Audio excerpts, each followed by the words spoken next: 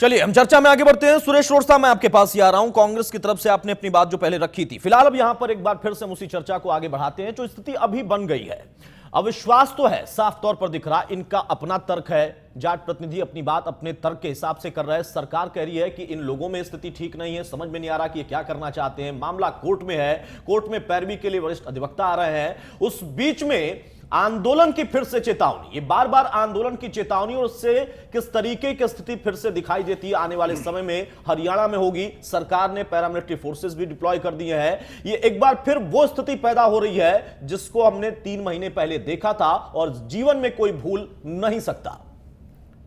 देखिए अतुल जी, हरियाणा सरकार आज इस स्थिति के ऊपर नजर बना के रखने की बात जैसे बोल रहे हैं प्रवक्ता बार बार, लेकिन आज मैं दिल्ली में था सुबह से, काफी लोगों से जो हरियाणा के रास्ते से चंडीगढ़ जाते हैं, JNK जाते हैं, हिमाचल जाते हैं, उनके लिए चिंता की विषय बनी हुई है। उन्होंने कहा कि हरियाणा एक ऐसा हरा भरा प्रदेश था, खुशहाली के लिए और भाईचारे के लिए और अतिथि सत्कार के लिए जाना जाता था। ठीक है। उस प्रदेश में जो पीछे हुआ 60-70 हजार की एयर टिकटों पे लोगों ने चंडीगढ़ जाना पड़ा आवश्यक कार्यों के लिए। आज पूरे नॉर्थ इंडिया के जो लोग इससे एक तरह से पीड़ित होने वाले हैं, उनमें भय इतना ज्यादा बना हुआ है। तो इसके लिए सिर्फ सरकार जिम्मेदार है या जाट प्रतिनिधि भी जिम्मेदार है? उनको भी सोचना चाहिए। इसके लिए जो सरकार है ये जाटों की भी है और नॉन जाटों की भी है। ठीक है। जो सरकार है ये आरक्षण लेने वालों की भी है और आरक्षण ना लेने वालों की भी है। ठीक है। मनोहर लाल खट्टर जी ने जब हरियाणा विधानसभा में मुख्यमंत्री की शपथ ली थी, तो उन्होंने ये कहा था कि मैं हरियाणा के प्रत्येक भाई और बहन की जान और माल की रक्षा करने के लिए आज शपथ लेता हूँ। क्या मनोहर लाल खट्टर जी को या नरेंद्र मोदी जी को यह दिखाई नहीं दिया जब 7 दिन लगातार हरियाणा प्रदेश जलता रहा, तो उन्होंने जाकर एक बार भी हरियाणा के जलते हरियाणा की आग बुझाने के लिए एक बयान तक नहीं दिया? IAS और IPS अधिकारी जिलों में मुंह लटकाए बैठे रहे, कहीं भी लाठीचार्ज नहीं हुआ। अतुल जी, मैं एक बड़े दावे के साथ बात कहता हूँ, एक छोटी सी कॉलेज में कई छात्रों की आपस में भिड़ंत हो जाती है, तो एक SHO के पास अधिकार होता है, वो लाठीचार्ज और आंसू गैस का प्रयोग करके उन छात्रों को हवालात में अंदर दे देता है। लेकिन इस प्रदेश में पूरे हरियाणा, आधे से ज्यादा हरियाणा जलता रहा, जान और माल की हानि होती रही। ठीक है, वो हमने पहले देखा है, सुना है। मैं अभी आपसे बहुत संक्षेप में पूछना चाह रहा हूं, सहरावत साहब से हम पूछेंगे अभी जो स्थिति है इसमें क्या सरकार तो अपनी तरफ से कह रही है कि हम काम कर रहे हैं, लेकिन क्या आंदोलन की चेतावनी बार बार देना ये दबाव बनाने वाली स्थिति नहीं पैदा कर रहे हैं ये लोग? देखिए, सरकार ने ऐसी स्थिति पैदा कर दी कि इस टाइप की जो प्रदेश में स्थिति बनी है, इसके लिए सरकार सरेआम जिम्मेवार है। ठीक है। मैं आपको बड़े एक तथ्य के आधार पे कहता हूं, शायद रविंद्र अपने जो ढुल साहब हैं वो समझेंगे। जो रिपोर्ट सुप्रीम कोर्ट ने आरक्षण के विषय में रिजेक्ट कर दी थी, इन्होंने उसी रिपोर्ट के आधार पे जाटों को आरक्षण थमा दिया। ये बच्चों का काम है क्या? एक रिपोर्ट को सुप्रीम कोर्ट से ऊपर कोई अथॉरिटी इस देश में है? कोई संवैधानिक संस्था है? एक रिपोर्ट को माननीय सुप्रीम कोर्ट रिजेक्ट कर चुका है और ये चुनी हुई सरकार उसी के आधार पर अपने आप को बुद्धिजीवी लोगों की ठीक है। सहरावत साहब आप बताइए, जिसका ये जिक्र कर रहे थे रोड साहब, कि आप लोगों की सरकार की लड़ाई के बीच में आम जनता का भी जरा ख्याल रखिए। वो तमाम लोग जो कि हरियाणा से ताल्लुक रखते हैं, उस रास्ते से गुजरते हैं, हरियाणा से होकर आते जाते हैं, उनके मन में भय हो गया। ये चेतावनी जो आप लोग बार बार दे रहे हैं, नहीं लगता कि अभी मामला कोर्ट में है और आप ही के गुट के, आप ही के बिरादरी के या फिर आप ही के समाज के लोगों में से कई लोगों का कहना है कि हम कानूनी लड़ाई लड़ेंगे, सरकार से बात भी करेंगे। ये चेतावनी का दौर बार बार आप लोग क्यों कर रहे हैं? कि आपने ये तय कर लिया है कि हमें अब किसी भी सियासी पार्टी पर, किसी सरकार पर भरोसा नहीं करना? ये स्थिति आप लोगों के बीच में आ गई है, इस वजह से ऐसा कर रहे हैं? अतुल जी, भरोसा तो हमारे को किसी सरकार पे भी नहीं है, क्योंकि हर सरकार हमारे साथ धोखे से और छल से बात करती है। और आप कह रहे हैं कि जैसे भाई हम चेतावनी नहीं दे रहे हैं। हमारी 3-4 दिन पहले जींद में एक मीटिंग थी। ये स्वतंत्र देश है ना, इसमें हम मीटिंग तो बैठ के कर सकते हैं, बिल्कुल, इस पे आपत्ति नहीं, सरकार तो हम मीटिंग कर रहे थे। हमारे जो 135 लोगों पे, उसमें चौधरी यशपाल मलिक जी भी शामिल थे। देशद्रोह का मामला लगा दिया। मैं सरकार से ये पूछना चाहता हूँ कि देशद्रोह का मामला क्या होता है, ये बताएं हमारे को। या बैठे उन पर देशद्रोह का मामला लगा दिया? यानी आप ये कहने की कोशिश कर रहे हैं कि यहाँ कुछ हिडन एजेंडा सरकार का है, कुछ और करने की कोशिश सरकार कर रही है। सरकार जान पूछ के उंगली कर रही है सरकार। आग हम बैठे हैं, अपनी रणनीति बना रहे हैं, भाई कैसे क्या तो होगा। इसके पीछे क्या मकसद है? आपको जानबूझकर परेशान क्यों किया जा रहा है? जानबूझ के ये सरकार जाने ना क्या कर रहे हैं। एक आदमी 3 साल से 2 साल से एक सांसद महोदय जी जो कह रहे हैं, उस पे सरकार ना मोदी जी ना हमारे खट्टर जी उस पे कुछ नहीं कह रहे हैं। वो जो देश को बांटने का काम कर रहे हैं, देश को बहुत पीछे ले जाने का काम कर रहे हैं। 7 दिन हरियाणा जला, उसका सिर्फ एक ही आदमी जिम्मेवार है और उस पर अभी तक कोई भी कार्रवाई नहीं करी। मोदी साहब भी चुप हैं और हमारे मनोहर लाल जी भी चुप हैं। एक आदमी जो पूरे देश को बहुत पीछे ले जा रहा है। सर मुझे ये बताइए कि आपकी मांग आरक्षण की है या राजकुमार सैनी के खिलाफ लड़ाई लड़नी? हमारी मांग है जी 22 फरवरी को जो हमारा समझौता हुआ था माननीय गृह मंत्री जी भारत सरकार अरुण जेटली जी के साथ कि हमारी जो मांगे हैं, कोई भी हमारा जो किसी भी जाति का जो बच्चा है शहीद हुआ है उसको 10 लाख रुपए मनोहर जी ने बोला था मुआवजे के लिए, सरकारी नौकरी और सरकारी नौकरी जो लोग बेगुनाह है उनको छोड़ने के लिए। उनको सर छोड़ने के इसमें लिए प्रक्रिया का हिस्सा होता है। 21,000 निर्दोष आदमियों पे मुकदमा दर्ज है, जाटों पे, सिर्फ जाटों पे। नहीं, निर्दोष कैसे हैं? आपने कैसे तय कर दिया? निर्दोष ऐसे हैं जी। एक बात हो, अगर आपका और हमारा झगड़ा हो रखा है तो आप भी लट लोगे, हम भी लट लेंगे। ये थोड़ी ना कि आपको चोट लगी हमारे नहीं लगेगी। जो निर्दोष ये इसलिए कि आज तक कहीं भी ऐसा नहीं हुआ अगर प्रदर्शन शांतिपूर्वक है कि सीधी फायरिंग कर दे। गोली चलाई गई है सरकार की तरफ से, सरकार ने अंधाधुंध गोली चलाई है और इसका खामिया हमारे को बहुत ज्यादा भुगतने को मिला है। सरकार को पता था कि भाई ये गलत है, लेकिन सिर्फ एक आदमी कहने से कि एक आदमी ने ही देश को पीछे भेज दिया जी। और जाति पाति को बांटने का आप गांव में चल के देखो, 36 बिरादरी का आज भी भाईचारा है। मुझे एक सवाल का जवाब दे दीजिए। मुझे मालूम है कि भाईचारा है और हम लोगों ने उन चीजों को बहुत नजदीकी से महसूस भी किया है, लगातार देखा और दिखाया भी है। एक सवाल का सीधा जवाब दीजिए, अभी जो स्थिति है आप फिर से चेतावनी दे रहे हैं, बार बार कह रहे हैं हम गांव में करेंगे, इस बार शहर में करेंगे। मैहर से आज एक जगह मीटिंग हुई है, मैहर से फिर से शुरुआत होगी, कह रहे हैं शांतिपूर्ण तरीके से करेंगे, व्यवस्था ठप नहीं करेंगे। फिर कह रहे हैं 6 जून को हम राष्ट्रीय मार्ग जाम भी कर देंगे। आप लोग कह क्या रहे हैं समझ में ये नहीं आ रहा। आप लोगों में क्यों नहीं एकजुटता? हमारे में एकजुटता है। अतुल जी मेरी बात सुनो, हम 5 जून से शांतिपूर्वक, पहले भी हम शांति से बैठे थे, हमने कोई दंगा फसाद कुछ भी नहीं किया। उसमें किसी मतलब असामाजिक तत्व आने के उसमें घुसे हैं और उन्होंने वो किया है दंगा फसाद। चलिए, यानी आप लोग पाक साफ थे, लेकिन आप लोगों को तब भी चला गया था, तब भी चला गया और अभी भी है। इस वजह अभी आपको हम ये चेतावनी कह रहे देना हैं, आपका बनता है, आपको जायज लगता है। एक बात हो ना, हमारे जो जेटली साहब हमारे साथ बहुत संभव इस वक्त जुड़े हुए हैं, उनसे हम चर्चा को आगे बढ़ाते हैं। मेरे पास अब हम लोग के पास ज्यादा वक्त नहीं होगा। जेटली साहब मैं आपके पास आ रहा हूं। देखिए सारी स्थिति साफ है। आपने कह दिया कि इन लोगों का स्टैंड क्लियर नहीं है, लेकिन इन्होंने अपने तर्कों से बता दिया कि आप लोग असल में, सरकार असल में हिडन एजेंडे पर चल रही है और वो इनके साथ नहीं है। कोई मांग नहीं मान रही 22 तारीख वाली, जिसमें आप भी मीटिंग में थे, उस मांग को भी नहीं मान रहे। और अब एक सरकार की जो यहां पर पैरवी की बात थी, वो पैरवी भी आप कोर्ट में सही नहीं कर पाए, तो इनकी मजबूरी है ये करना। कैसे निपटेंगे साहब? आम लोगों में खौफ है, जिम्मेदारी आपकी है, सरकार आपकी है। आम लोगों में अब खौफ हो गया है कि क्या फिर से वही होगा?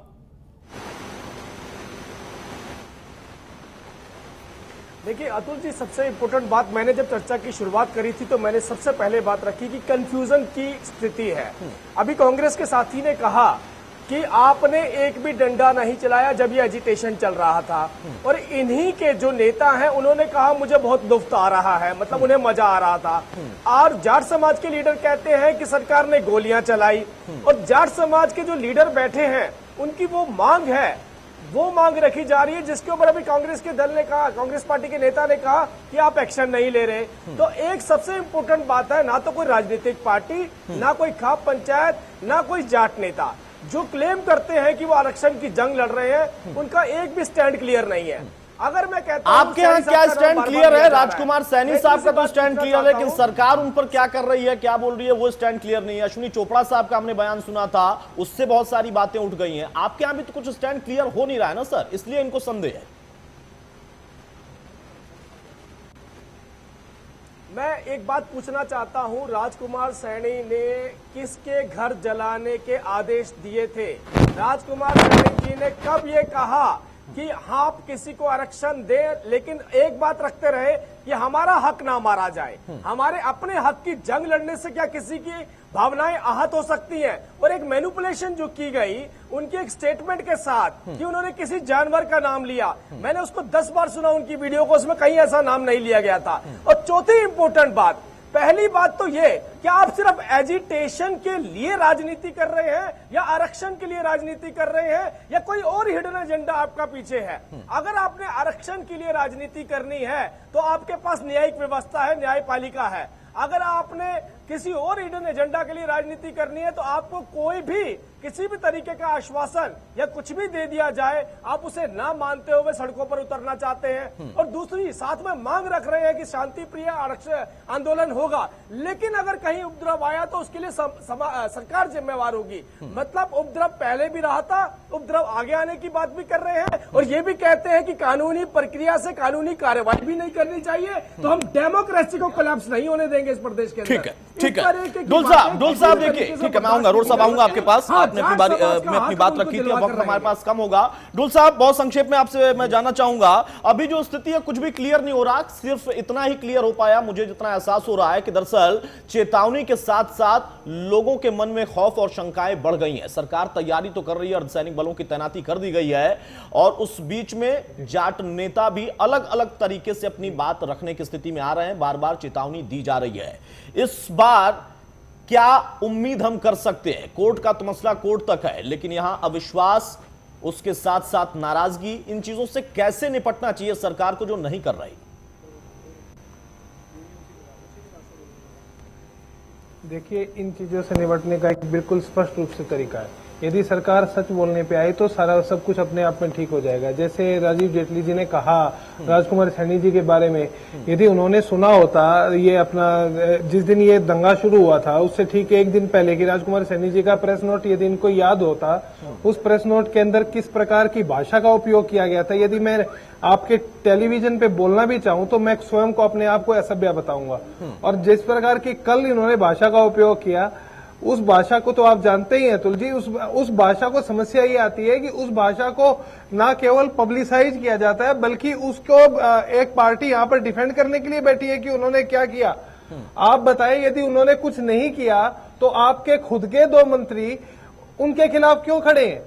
यदि उन्होंने कुछ नहीं किया तो आपके खुद के कार्यकर्ता क्यों उनके खिलाफ कार्रवाई की मांग करते हैं? ठीक है, ठीक है, जेटली साहब मैं आऊंगा, मेरे पास वक्त कम है, मैं सभी से गुजारिश करूंगा बहुत संक्षेप में बात रखें। ठीक है, यशवीर कादियान साहब, समस्या क्यों है? यशवीर कादियान साहब, मैं आपसे जानना चाहूंगा सर, अभी जो स्थिति हमें दिख रही है फिर से तनातनी और ज्यादा बढ़ गई है और इन जाट नेताओं को भी अभी तक ये समझ में नहीं आया है कि इससे फिर से उपद्रव की आशंका हो सकती है या माहौल खराब हो सकता है।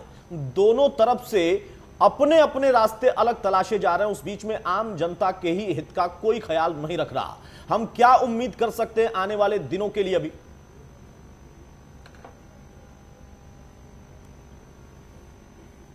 देखिए, मेरा तो यही है, अगर कोई आंदोलन इस प्रदेश में करना चाहता है, कोई भी व्यक्ति है, एक तो उसको शांतिपूर्ण आंदोलन करना चाहिए। ऐसी नौबत ना आए कि बाद में हालात इतने विकट हो जाएं। आप ये देखें कि हरियाणा शांतिपूर्ण प्रदेश रहा है और पिछले दिनों हमारे जो प्रदेश में हुआ वो हरियाणा के माथे के ऊपर एक बहुत बड़ा कलंक लग गया है। तो ऐसी घटनाओं की पुनरावृत्ति ना हो, ये लोगों की भी दायित्व है और सरकार का भी दायित्व है। एक तो ये मैं जरूर कहना चाहूंगा। दूसरा मैं ये कहना चाहूंगा कि इन सांसद महोदय का जिक्र हो रहा है, अगर उन्होंने कुछ अनुचित बात नहीं कही, मैंने मुख्यमंत्री श्री मनोहर लाल खट्टर जी का मीडिया में ये बयान सुना जिसमें उन्होंने कहा कि हम राजकुमार सैनी साहब को कहेंगे कि वो अपने बयान वापस लें, और ये काफी प्रमुखता से छपा। और अब अगर उनकी सारी बातें बिल्कुल सही हैं और वो, तो फिर क्यों हरियाणा के मुख्यमंत्री ऐसी बात कर रहे हैं? बिल्कुल। तीसरी बात मैं ये भी कहूंगा कि हमारे महान प्रधानमंत्री श्रीमान नरेंद्र मोदी जी छोटी छोटी बातों के ऊपर चहकने लग जाते हैं, ट्विटर पे वो आ जाते हैं। यहाँ तक कि हमारे पड़ोसी प्रधानमंत्री नवाज शरीफ का, पाकिस्तान के प्रधानमंत्री का अगर हार्ट का ऑपरेशन है उसकी भी वो शुभकामनाएं एडवांस में पेश कर देते हैं। लेकिन जिस हरियाणा को वो अपना दूसरा प्रदेश बताते हैं, दूसरा अपना घर बताते हैं, वहां हरियाणा जिस तरह से जला, मेरा अब भी ये अतुल जी दृढ़ मत है, जब तक इसमें केंद्र सरकार की हस्तक्षेप नहीं होगा ये मामला बिल्कुल नहीं सुलटेगा। जैसे कि मैंने आपको कानूनी प्रावधानों का जिक्र किया कि अगर 50% से ज्यादा अतुल जी आरक्षण बढ़ गया तो वो कोर्ट में नहीं टिकेगा, उसके लिए आपको संशोधन करना पड़ेगा, 9 शेड्यूल में डालना पड़ेगा, जिस जाति को आप देना चाहते हैं उसमें लाना पड़ेगा। जैसे कि तमिलनाडु ठीक का है, यानी ये वाकई बहुत अहम जी, बात है। मैं जी, रोकूंगा ये सर, वक्त नहीं है मेरे प्रावधान पास। है। अजमेर जी जी। मैं आऊंगा फाइनल कमेंट के लिए, बहुत संक्षेप में, सिर्फ 5 मिनट का हमारे पास वक्त है। सभी विमानों से मैं चाहूंगा फाइनल कमेंट। ये बहुत अहम बात कही अजमेर जी ने कि एक बार फिर से स्थिति वहीं जा रही है, खराब हो सकती है स्थिति, जो ना हो, भगवान करे ऐसा ही हो कि ऐसा कभी ना हो जो हमने पहले देखा। लेकिन अभी केंद्र का कोई रुख नहीं, कोई दखल नहीं, आला नेताओं का कोई इस पर दखल नहीं, और खुद प्रधानमंत्री का भी बार बार जिक्र हो रहा है। रोड साहब मैं आपसे जानना चाहूंगा, बहुत संक्षेप में फाइनल कमेंट आप दीजिए। चेतावनी चेतावनी चेतावनी, और उस बीच में पैरामिलिट्री फोर्सेस की तैनाती, बार बार ये कहा जा रहा कि हम साथ खड़े हैं, लेकिन साथ दिख नहीं रहे। हम इस पूरे प्रदेश को आखिर किस तरीके से भयंकर एक वही माहौल की तरफ ले जा रहे हैं जो हमने पहले देखा था, और इसमें सरकार का कोई हिडन एजेंडा है, कुछ और चल रहा है, दो नावों पर सवारी चल रही है? देखिए अतुल जी, कांग्रेस पार्टी का हमेशा लोकतंत्र में और कानून में, न्यायपालिका में विश्वास रहा है। और मैं आपको बड़े दावे के साथ कहता हूं कि कांग्रेस पार्टी की तरफ से अखिल भारतीय कांग्रेस कमेटी के मीडिया विभाग के इंचार्ज श्री रणदीप सुरजेवाला का जलते हुए हरियाणा में पहला बयान आया था कि मुख्यमंत्री जी और प्रधानमंत्री जी दोनों को उन्होंने अलर्ट करते हुए कहा था कि मोदी जी और खट्टर साहब आपने शपथ ली हुई है और आप उपद्रवियों की कोई जाति नहीं होती, जो भी उपद्रवी हैं उनको कानून व्यवस्था के साथ खेलने की इजाजत मत दीजिए। लेकिन ये तो कह रहे ये हैं बयान चेतावनी सबसे पहले, ये बयान सबसे पहले और आज तक बीजेपी के किसी भी नेता का, जो नरेंद्र मोदी प्रधानमंत्री बनते ही सबसे पहले कैथल की धरती पे पहुंचे थे, वो शायद एक एक्सप्रेस हाईवे का जो उद्घाटन करने गए थे, ठीक है जी। लेकिन जब हरियाणा जल रहा था कि क्या उनको कैथल, रोहतक, झज्जर ये दिखाई नहीं पड़ा? कांग्रेस पार्टी, जो जेटली जी के मैं जवाब में कह रहा हूं, इन्होंने कहा कि राजकुमार सैनी के बारे में इन्होंने कहा कि उन्होंने कौन से आदेश दिए थे कि हरियाणा को जला दो।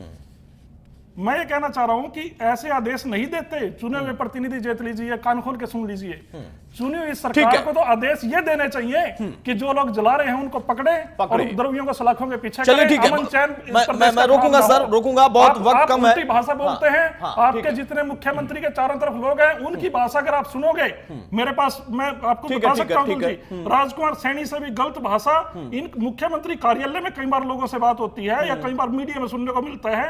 लूटने, छोटने और मरने की बातें करते हैं। इस प्रदेश में कानून व्यवस्था चौटाला सरकार से भी ज्यादा खराब बीजेपी ने कर दिया। ठीक है, और ये चलिए मेरे पास वक्त नहीं, सर रोकूंगा। बाकी मेहमानों से बहुत संक्षेप में फाइनल। राजीव जेटली साहब, मेरी मजबूरी समझिएगा, बहुत संक्षेप में अपनी बात रखिएगा।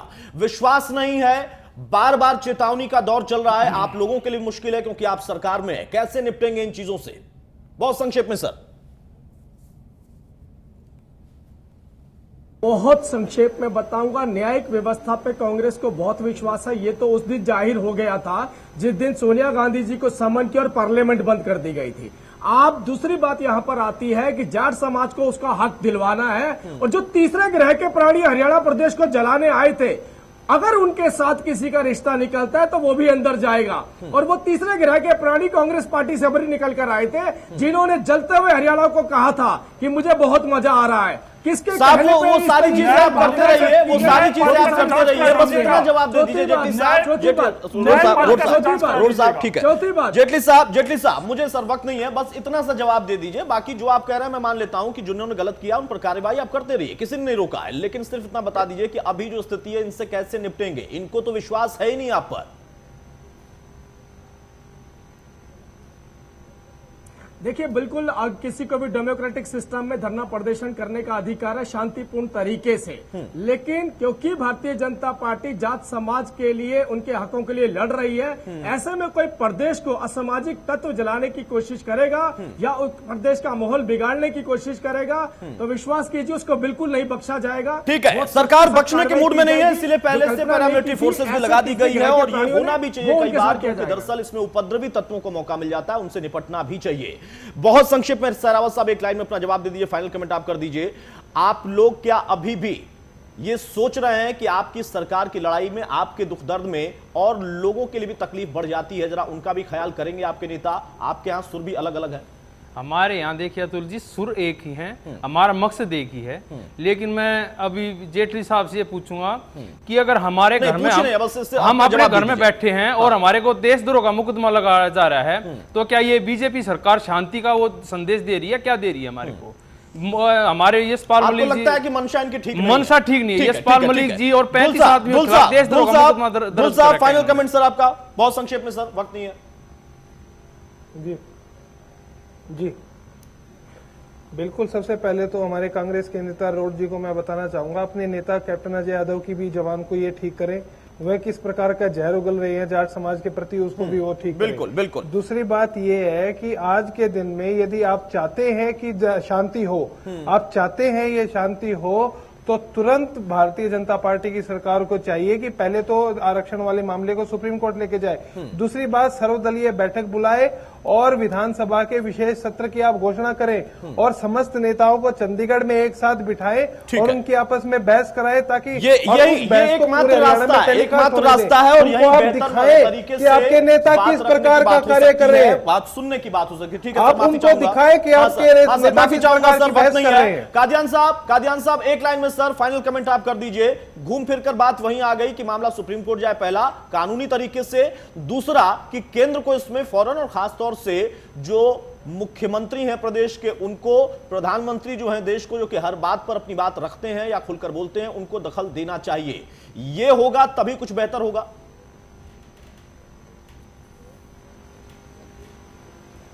अतुल जी, इसके साथ साथ एक बात और हरियाणा सरकार को ये सुनिश्चित करनी चाहिए कि जो कोई भी आंदोलन की आड़ में सरकारी संपत्ति या निजी संपत्ति को नुकसान पहुंचाता है, जान माल का हानि पहुंचाता है, वो अपराधी हैं और उनको एक जिस तरह से अपराधी से निपटा जाता है उसी तरह से निपटा जाना चाहिए। क्योंकि होता यह है कि जो शांतिपूर्ण आंदोलन जो कर रहे होते हैं, उनके ऊपर कहीं ना कहीं उपद्रवियों की गलत हरकतों का कलंक उनके ऊपर भी लगता है और हमारे प्रदेश का नाम भी बदनाम होता है। तो ये ध्यान हम सबको जरूर रखना चाहिए। चलिए, बहुत शुक्रिया सभी मेहमानों का हमारे साथ जुड़ने के लिए। रोड साहब आपका, सहरावत साहब आपका, जेटली साहब आपका, रविंदर सिंह ढुल साहब आपका और यशवीर कादियान सर आपका भी। कुल मिलाकर जो स्थिति अभी है उसमें असमंजस और बढ़ता जा रहा है। इसमें कुछ कानूनी पेचीदगियां हैं, उनको कैसे निपटाएंगे, उसमें क्या मंशा है सरकार की, यह स्पष्ट अभी नहीं हो रहा। वो अलग बात है कि वरिष्ठ अधिवक्ता आए हैं। केंद्र के दखल, मामला सुप्रीम कोर्ट तक ले जाना, इस पर हम लंबी चर्चा कर चुके हैं, लेकिन अभी तक इसका कोई भी एक उदाहरण नहीं निकला या कोई संकेत ऐसे नहीं मिले। वो अलग बात है कि इस बीच में चेतावनी का दौर और चेतावनी के साथ साथ यहां पर पैरामिलिट्री फोर्सेस की तैनाती। सरकार सख्त कदम उठाए, अगर प्रदर्शन में किसी ने उपद्रव किया तो उसके खिलाफ, चाहे वो कोई हो। लेकिन जो बात जाट नेताओं की है, जो उनकी मांग है, जिस पर उनको आश्वासन मिला, उस पर सरकार भी अपना रुख स्पष्ट करे, तभी शायद विश्वास बढ़ पाएगा। फिलहाल आज बड़ी बहस में इतना ही। नमस्कार।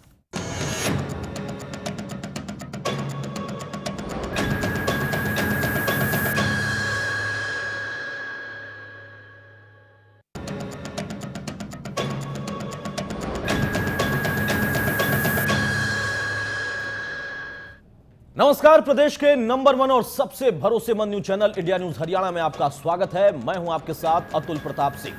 प्रदेश में एक बार फिर से जाट आरक्षण का मुद्दा गर्माता दिख रहा है। हाईकोर्ट से लगी रोक के बाद जहां एक तरफ जाटों ने फिर से आंदोलन की रणनीति तैयार करनी शुरू कर दी, वहीं दूसरी तरफ हरियाणा का प्रशासनिक अमला भी इस बार मुस्तैद दिख रहा है। पिछली बार हुई गलतियों को दोहराना वो नहीं चाहता।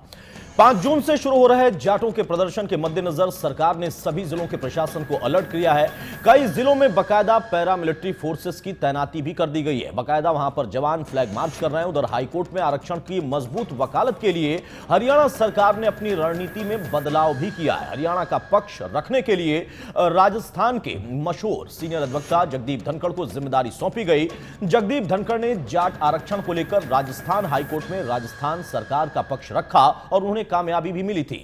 इन तमाम जद्दोजहद के बीच अब बड़ा सवाल यह है कि आखिर सरकार और आंदोलनकारियों के बीच में अविश्वास क्यों है? किस बात की जल्दबाजी है? क्या सियासी पार्टियों पर, नेताओं पर कोई भरोसा नहीं? और क्या बार बार आंदोलन की चेतावनी देकर सिर्फ और सिर्फ दबाव बनाने की कोशिश है? इन तमाम अहम सवालों पर एक खास पैनल के साथ हम करेंगे चर्चा, बड़ी बहस।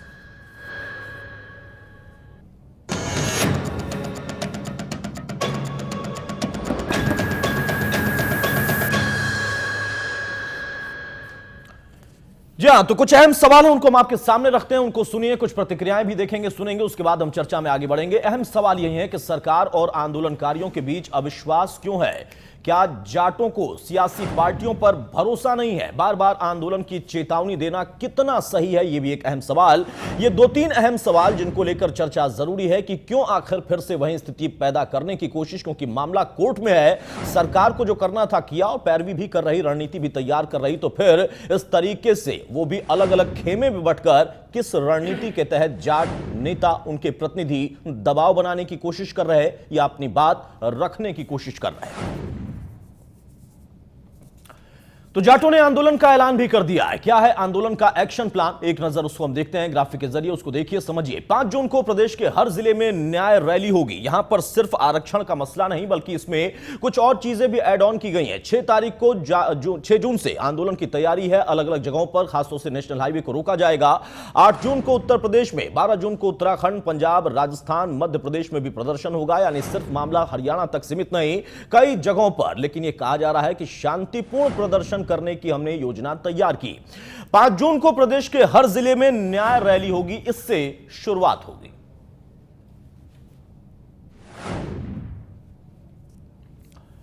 वहीं आंदोलन को लेकर जाट नेताओं में भी अलग अलग मत हैं। जहां सांगवान गुट अब कानून की लड़ाई लड़ने पर जोर दे रहा, तो वहीं यशपाल मलिक गुट प्रदर्शन की तैयारी कर रहा और खुलेआम चेतावनी भी दे रहा है।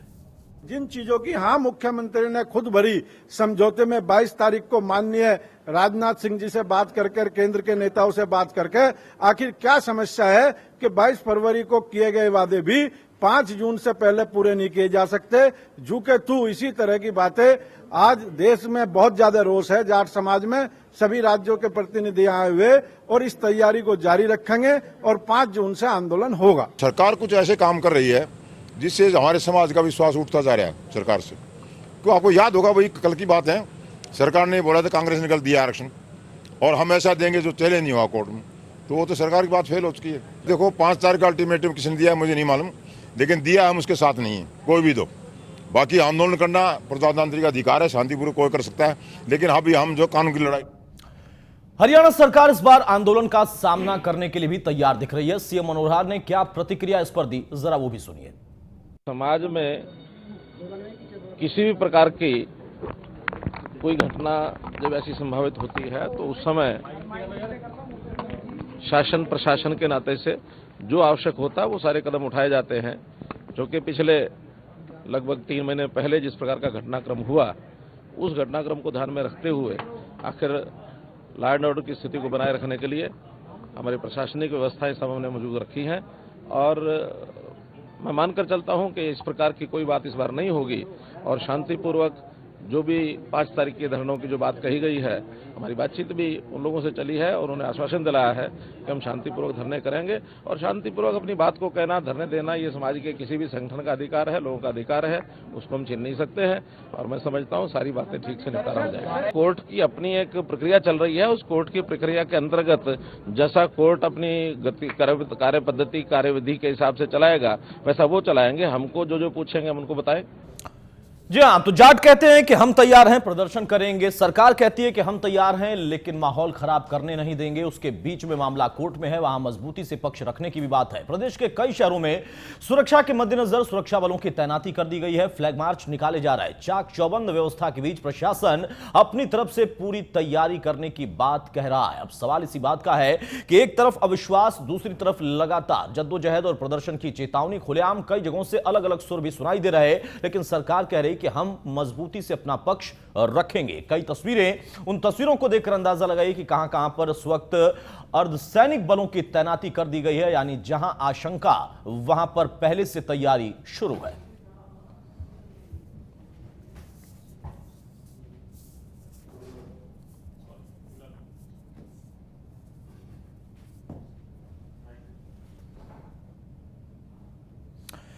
जी हां, तो प्रभावित जिलों में चौकसी के मद्देनजर फोर्स की तैनाती कर दी गई है। सरकार के इस कदम को लेकर प्रदेश की जनता का क्या कहना है वो भी हम सुना चुके हैं। हिसार के लोगों को भी हमने सुना था। हम चर्चा में आगे बढ़ते हैं। तमाम मेहमान हमारे साथ मौजूद हैं, उनसे हम चर्चा में आगे बातचीत करेंगे इन तमाम सवालों पर। मेरे साथ इस वक्त दिल्ली स्टूडियो में सुरेश रोड साहब, नेता कांग्रेस के, जुड़ चुके हैं। बहुत स्वागत है रोड साहब आपका, बहुत चंद मिनटों में हमारे साथ होंगे। हरीश शेरावत साहब हमारे साथ, जाट नेता है दिल्ली स्टूडियो में, बहुत स्वागत है शेरावत साहब आपका। राजीव जेटली, प्रवक्ता बीजेपी की तरफ से हमारे साथ चंडीगढ़ से जुड़े हैं। जेटली साहब बहुत स्वागत है आपका। और रविंदर सिंह ढुल साहब, प्रवक्ता इनेलो के हमारे साथ हैं। ढुल साहब बहुत स्वागत है। और वरिष्ठ पत्रकार यशवीर कादियान साहब हमारे साथ हैं, बहुत स्वागत है कादियान साहब आपका भी। सबसे पहले हरीश शेरावत जी, मैं आपसे ही शुरुआत करता हूं। सरकार रणनीति बना रही है कि आप लोगों का जो मसला है और जो आरक्षण का मामला जिसको कोर्ट से झटका लगा, उसमें कोर्ट में मजबूती से पैरवी करें और उसके लिए बकायदा सीनियर काउंसिल बुला रहा है। राजस्थान से बुला लिया गया, कल जवाब देंगे। और आप लोग रणनीति बना रहे हैं कि हम प्रदर्शन करेंगे। इतनी जल्दबाजी, इतना अविश्वास क्यों है? देखिएगा, विश्वास 22 फरवरी को जो सरकार ने हमसे वादा किया था कि जो हमारे जाट भाई जो शहीद हुए, किसी भी जाति का जो भी शहीद हुआ है या भाई कुछ भी हुआ है, उसको मुआवजा देने के लिए हमने बात रखी थी। ना तो मुआवजा दे रही है गवर्नमेंट, और ना ही जो जिसने हमारे खिलाफ भी गलत कदम उठाए थे, जिसमें सीनियर अफसर भी थे, और जो एक सांसद महोदय जी जो कुछ बोल रहे हैं, उसके खिलाफ भी अभी तक कोई कार्रवाई नहीं करी है। तो अब हमारे पास और जरिया ही क्या है? नहीं, कोर्ट से आपको झटका लगा है, उसके बाद प्रदर्शन की याद आ गई, या जो आप दूसरी बातें कर रहे हैं उसको लेकर ये दोनों बातों को कोर्ट के बाद भी ऐसा किसी जाति के साथ नहीं हुआ कि बार बार उसको आरक्षण दे और उसको छीन लिया जाए। नहीं, कौन छीन रहा है? तो कोर्ट ने इस पर गवर्नमेंट ने, सरकार ने, भाजपा सरकार ने ऐसा क्यों नहीं बनाया उसमें जो कि भाई बार बार ये रद्द ना हो। जो कांग्रेस ने किया वही इसने कर दिया। आप लोग तो उस समय मिठाई खिला रहे थे जब ये आरक्षण बिल आया था, उस वक्त तो आपने सबको मिठाई खिलाया था, खुद भी खाया था। हमने किसी को मिठाई नहीं खिलाई थी। हमारे पास तो तस्वीरें आई थी, मुख्यमंत्री से लेकर तमाम मंत्रियों को आपने मिठाई खिलाई। हमारे 21 जो भाई थे हमारे शहीद हो गए, हम उस शौक में थे, हमने किसी से मिठाई नहीं खाई। तो वो कौन लोग थे जो मिठाई खिलाने गए थे? जाट नेता बनके, प्रतिनिधि बनके? नहीं, अब कोई भी चला जाओ उसमें हम किसी को पकड़ थोड़ी सकते हैं कि भाई तुम मत जाओ, कोई भी चला जाओ। हमने नहीं तो किसी की मिठाई खाई, और गवर्नमेंट जो हमारे साथ दुर्व्यवहार करी, दोगला व्यवहार करी, सोतेला व्यवहार करी है, हम उसके खिलाफ प्रदर्शन कर रहे हैं। और सहरावत साहब, बहुत संक्षेप में एक सवाल का जवाब आप दीजिए। पहले आरक्षण को लेकर जो कुछ हुआ, आप कहेंगे आपकी गलती नहीं है, सरकार की तरफ से जो होना था, जो कार्रवाई होनी थी वो हो रही है, तमाम तरह की बातें, आरोप प्रत्यारोप का दौर चल रहा है। उस बीच में बहुत सारी ऑडियो क्लिपिंग भी सामने आई हैं, तमाम तरह की चीजें, वहां पर ऐसी चीजें निकल कर आई कि आप लोगों ने एक तरीके से दबाव बनाया सरकार को झुकाने के लिए, और कहा गया कि सरकार को झुकाना मकसद है। अब एक बार फिर से आप उन तमाम मुद्दों को उठाकर जिनको लेकर आपने 22 तारीख को चर्चा की, फिर से दबाव बना रहे हैं। क्या आप लोग हर चीज दबाव से करेंगे? नहीं जी, दबाव से कोई चीज हुई आज तक? दबाव से कोई भी चीज नहीं होती। उस क्लिप में आपने मीडिया ने बहुत ज्यादा उछाला, मुरथल रेप, मुरथल, उसमें आई कोई भी चीज सामने? अगर कोई भी जाट का आया हो, अगर किसी भी लूटपाट में किसी क्लिप में अगर जाट का कोई भी बंदा आया हो, तो हम अपने आप उसको सजा देने के लिए तैयार हैं। और हम गवर्नमेंट के साथ आप कौन होते हैं साहब, आप देंगे सजा?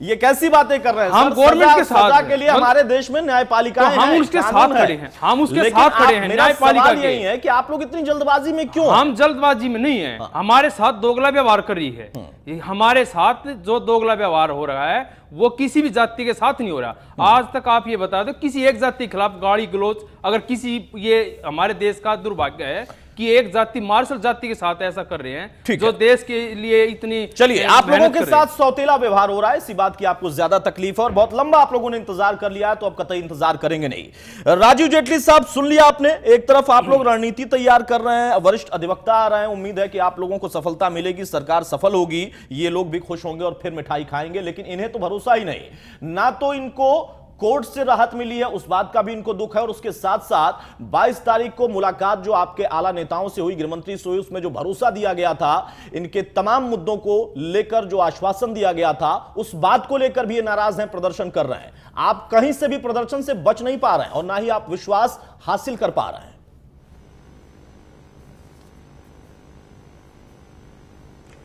देखिए अतुल जी, बहुत बड़ी कंफ्यूजन की स्थिति बनी हुई है। अलग अलग मांग अलग अलग जाट नेताओं द्वारा रखी जा रही है। मुझे नहीं पता कि जो अभी इस टीवी चैनल पर बैठे हैं किस गिरोह से या किस जाट लीडर से संबंध रखते हैं। अगर मैं यशपाल मलिक जी को सुनता हूं तो यशपाल मलिक जी ने आज एक मांग रखी, वो आरक्षण की मांग नहीं रख रहे हैं, वो ये कहते हैं कि हम एजिटेशन करेंगे और जिन्होंने पहले एजिटेशन किया था उसमें अगर किसी की जान गई तो उसे मुआवजा देना चाहिए, जो माननीय मुख्यमंत्री जी मान चुके हैं। दूसरी बात इन्होंने रखी कि जो बेगुनाह हैं उन्हें छोड़ दिया जाए, ये बात भी माननीय मुख्यमंत्री जी एडमिट कर चुके हैं। अगर जो बेगुनाह होगा उसे छोड़ दिया जाएगा, उसके साथ नाइंसाफी नहीं होगी। तीसरी बात ये कहते हैं कि हम दोबारा से आंदोलन करेंगे और वो आंदोलन शांति प्रिय होगा, और उस आंदोलन में अगर कहीं पर कोई उपद्रव होता है तो सरकार उसके खिलाफ कार्रवाई करे। अब मैं इनसे पूछना चाहता हूं कि आने वाले आंदोलन में अगर कोई एजिटेशन के दौरान उपद्रव होता है तो उसके खिलाफ तो ये एडमिट करते हैं कि सरकार को कार्रवाई करनी चाहिए, लेकिन जो पीछे उपद्रव हुआ उसमें जो गुनहगार पकड़े गए उनको छोड़ने की मांग रखते हैं। तो एक बहुत ही कंफ्यूजिंग स्टेज बना दी है ये खुद क्लियर नहीं है, चाहते क्या है, केवल आंदोलन करना चाहते हैं। तो अब इनकी मंशा कम से कम आरक्षण की नहीं रह गई। इनके पीछे कोई हिडन एजेंडा जरूर हो सकता है, जो पहले भी रहा होगा, क्योंकि जाट समाज को आरक्षण दिलवाने के लिए जो भारतीय जनता पार्टी की सरकार लड़ाई लड़ रही है, जो जंग लड़ रही है, जो एक्ट बनाया गया, उसके ऊपर भी इन्हें इतना विश्वास नहीं है। इन्हें न्यायिक व्यवस्था पर भी विश्वास नहीं है, इन्हें डेमोक्रेसी पर भी विश्वास नहीं है।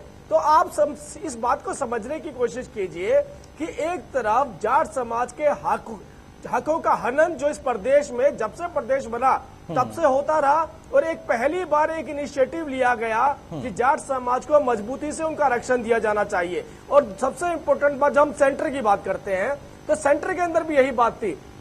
राजनाथ सिंह जी से मिले थे जाट लीडर, मैं स्वयं भी मौजूद था उस वक्त, और यही बात रखी गई थी कि आप जो कमीशन आपने बनाया है उस कमीशन में मजबूती से सेंटर के अंदर आरक्षण दिलवाना चाहिए, और आप दिलवाएंगे। जिसके ऊपर राजनाथ सिंह जी ने कहा था नायडू जी चेयर कर रहे हैं और आपकी मांगों को माना जाएगा। तो बात यहाँ पर इतनी आ रही है, हरियाणा के अंदर आरक्षण दिया गया, और आरक्षण को अगर चुनौती दी गई तो उस चुनौती में जो अपनी सरकार का वर्जन है उसे अभी रखने का टाइम भी नहीं आया। जी हाँ, रखने का टाइम भी नहीं आया। सरकार ने जरूर यहाँ पर जो तारीख दी गई थी उससे पहले ही पक्ष रखने की बात की, वरिष्ठ अधिवक्ता बुला लिया, लेकिन इनको ना तो टाइम का कोई ख्याल है, इनको कहना है कि सब कुछ तुरंत चाहिए, ये आपका कहना है, और कंफ्यूजन की स्थिति है तो उसके पीछे कोई हिडन एजेंडा दिखाई देता है। सुरेश रोड साहब, मैं आपसे जानना चाहूंगा कांग्रेस इसको किस नजरिए से देखती है? आप मान लीजिए अभी सत्ता में होते और स्थिति होती तो जिस तरीके से अभी अविश्वास की एक बात हो गई है किसी सरकार के प्रति, किसी भी पार्टी की सरकार हो, आज जो अलग अलग गुटों की तरफ से जाटों की जो बात कही जा रही है, प्रदर्शन, शांतिपूर्ण प्रदर्शन, कोई कहता है नहीं प्रदर्शन, हम कानूनी लड़ाई लड़ेंगे, इसमें क्या दिक्कत दिखाई दे रही है, क्या स्थिति दिख रही है? राहुल जी, हरियाणा सरकार, अतुल जी, हरियाणा सरकार की लापरवाही कह लीजिए या सरकार की असंवेदनशीलता कह लीजिए, ये हरियाणा का 2.5 करोड़ प्रदेशवासी पहले भी देख चुके हैं और अभी भी समझ में लोगों की आ रही है। एक ऐसी सरकार है जिसके पास ना ही तो कोई ऐसा मिनिस्टर है जो जाट नेताओं से बैठकर एक जगह तरीके से बात कर पाई। अभी अरुण जेटली जी बीजेपी की प्रवक्ता के हैसियत से आपके स्टूडियो में बोल रहे थे, राजीव जेटली जी बोल रहे थे, मैं उसी बात को आगे बढ़ाता हूँ। इन्होंने कहा कि जाट नेताओं में एकता नहीं है। मैं जेटली जी को ही पूछता हूँ, क्या बीजेपी में एकता है? इनका कोई एमपी कुरुक्षेत्र से राजकुमार सैनी जी कुछ और भाषा बोलते हैं, वो लोगों को उकसाने की बात करते हैं। तो वो पलट के आपसे अगर ये पूछ देंगे कि आपके यहाँ भी तो जो है अलग अलग सुर होते हैं, नहीं, हमारे समय में कभी भी इस तरीके से आप जब भी बीजेपी की सरकार आई, बाबा रामपाल का इतिहास उठा लीजिए, वहां से लेके और पीछे 7-8 दिन पूरा हरियाणा जलता रहा, तो कहाँ सोती रही सरकार, बताइए आप। कांग्रेस के समय में ये जाट भी यही थे, नॉन जाट भी यही थे, सरकार में अफसर जो है ये गुण तो मैं मानता हूं कांग्रेस में है कि आपने जो दिया था वो आरक्षण भी रद्द हो गया, लेकिन आपके समय में मामला शांत था, इस बार मामला शांत नहीं है। ये तो वाकई सीखना चाहिए बीजेपी को, कांग्रेस की काबिलियत से कुछ तो सीखें। ठीक है रोड साहब, मैं आऊंगा आपके पास। ढुल साहब, मैं आपके पास आ रहा हूं, कादियान साहब उसके बाद मैं आपके पास आऊंगा। ढुल साहब बताइए, क्या यहां पर स्थिति दिख रही है? जिस तरीके से एक बार फिर से प्रदर्शन और खुलकर चेतावनी दी जा रही है, कहा जा रहा है शांतिपूर्ण करेंगे, कोई व्यवस्था भंग नहीं करेंगे, लेकिन फिर कह रहे हैं कि हम सड़क भी जाम करेंगे। ये स्थिति बनाने के पीछे क्या कोई हिडन एजेंडा आपको दिखता है, जैसा जेटली साहब कह रहे हैं या जैसा सहरावत साहब कह रहे हैं कि हमारे साथ छलावा है, धोखा है, इसलिए हम ये बात रख रहे हैं? देखिए अतुल, आप इस बात को ढंग से समझने के प्रयास कीजिए। मुझे इसमें हिडन एजेंडा जैसा तो कुछ अभी तक तो नजर आ नहीं रहा, बाकी समय आने पर पता लगेगा, सभी बात होगा। लेकिन अगर यदि हम इस समय पर अगर हम थोड़ा बैकग्राउंड के अंदर पीछे देखने का प्रयास करें तो हमें पता लगेगा इस अविश्वास को पैदा करने में भी भारतीय जनता पार्टी का प्रमुख हाथ रहा है।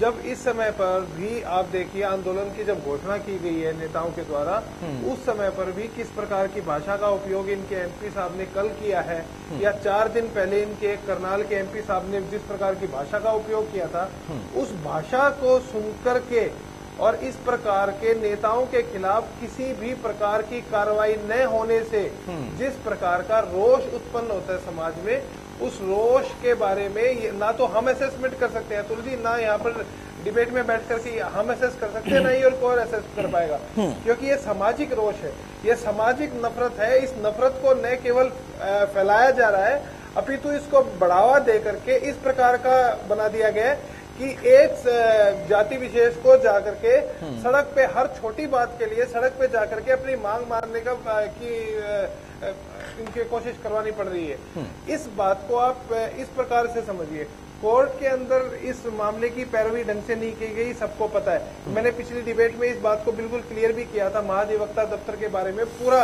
विद फैक्ट मैंने इसको बिल्कुल। आज भी ये इस मामले को हाई कोर्ट के अंदर रिप्लाई दायर करने के अंदर आ रहे। देखिए, आज भी इस मामले को ये रिप्लाई दे करके हाई कोर्ट में दायर कर रहे हैं। आप इस बात को समझिए कि इंदिरा साहनी के 50% कैप के कारण और सुप्रीम कोर्ट की राम सिंह वाली जजमेंट के कारण हाई कोर्ट इस समय पर स्टे वैकेट करने की परिस्थिति में नहीं है। ये समय खराब कर रहे हैं, इनको सुप्रीम कोर्ट जाना चाहिए।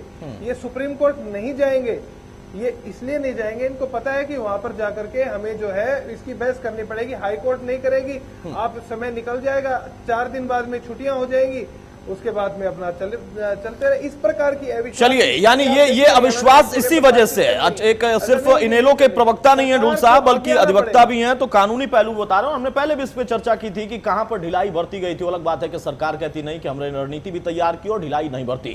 यशबीर कादियान साहब, सभी मेहमानों को आपने सुना, एक पत्रकार के नजरिए से हम कैसे इसको देखें, आखिर क्यों सरकार और आंदोलनकारियों के बीच में फिर से वही स्थिति बन गई है, इतना अविश्वास हो गया है? सरकार कह रही है हम पर भरोसा करें, हम साथ है, लेकिन जिस तरीके से कुछ चीजें और निकल कर आई, जिसका जिक्र ढुल साहब कह रहे हैं या फिर सुरेश रोड साहब कह रहे हैं, सहरावत साहब कह रहे हैं, उनकी वजह से वाकई इन लोगों की बात भी कहीं ना कुछ हद तक देख सकते हैं कि सही लगती है कि हां, इनको भरोसा नहीं रह गया और ऊपर से बयानबाजी से और प्रहार कर रहे हैं।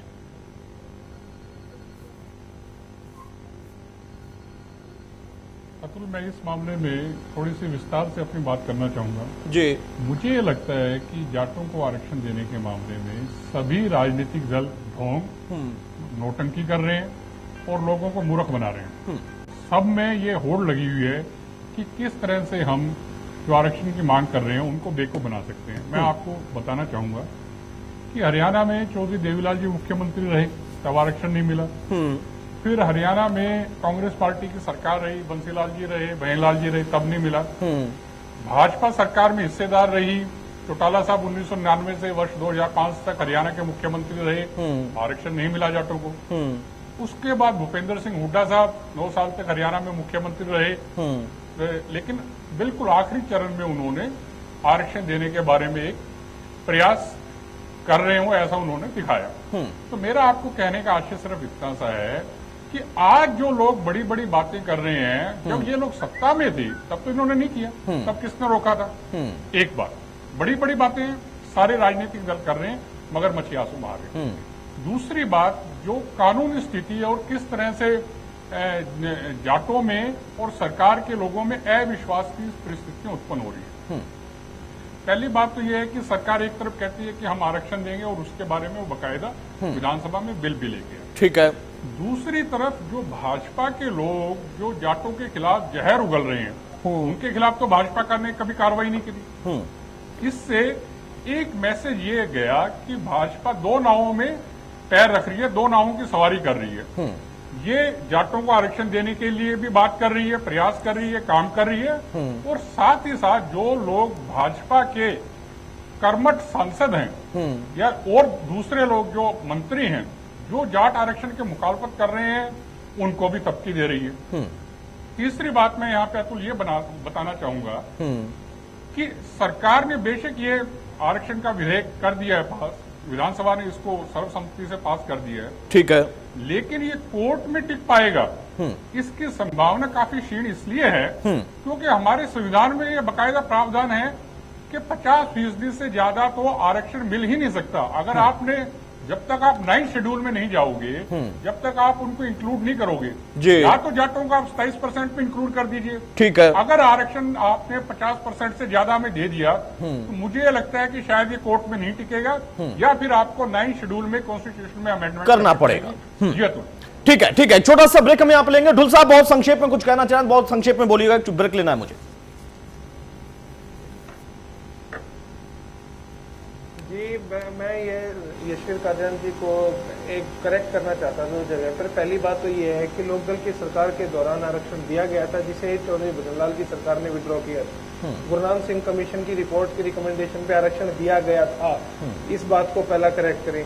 दूसरी बात को ये करेक्ट करें कि संविधान में ऐसा कोई प्रोविजन नहीं है कि 50% से अधिक आरक्षण नहीं हो सकता। ये प्रोविजन मंडल कमीशन की जजमेंट में माननीय सुप्रीम कोर्ट ने रखा था। उसमें सुप्रीम कोर्ट ने यह भी कहा था विशेष परिस्थितियों में 50% को आप एक्सीड कर सकते हैं। 9 शेड्यूल में इसे डालना चाहिए था, अभी तक नहीं डाला गया, ना ही रिकमेंड किया गया है। इसलिए भी यह स्थिति इस प्रकार की प्रेजेंट में स्थिति जो है उत्पन्न हुई है।